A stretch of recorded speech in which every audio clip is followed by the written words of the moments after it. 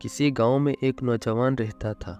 پہلے وہ بہت بہادر تھا، پھر اس کی زندگی میں ایک ایسا واقعہ پیش آیا کہ وہ بہت ڈرنے لگا۔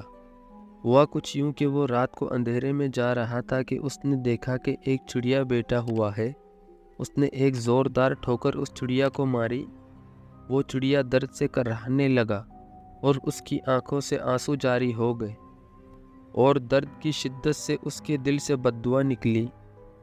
وہ نوجوان اپنے رستے پر چل دیا۔ ابھی وہ چند قدم بھی نہ چل پایا تھا کہ اس نے پیچھے مڑ کر دیکھا، وہاں چڑیا اسے نظر نہیں آیا۔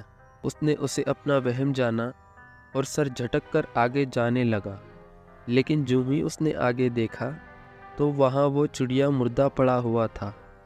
اس کے اوسان خطا ہو گئے۔ اب اس کی جان نکلنے جا رہی تھی۔ سخت سردی میں بھی اس کو پسینے آنے لگے تھے۔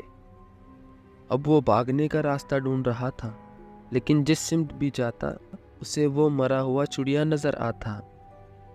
وہ اس لمحے کو کوس رہا تھا جب اس نے چڑیا کو لات ماری تھی، لیکن اب پچھتانے کا کوئی فائدہ نہیں۔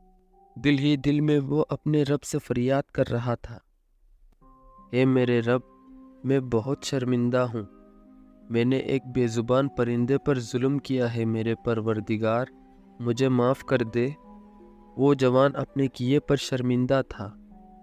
اس نے اپنے کیے پر سچے دل سے اللہ تعالیٰ سے توبہ کی۔ وہ اپنے کیے پر شرمندہ تھا۔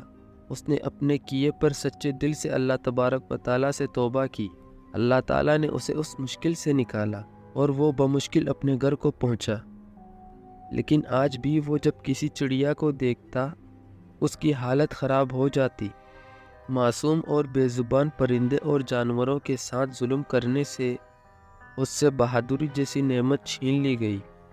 پیارے دوستو، آپ کبھی معصوم جانوروں اور پرندوں پر ظلم نہ کرنا۔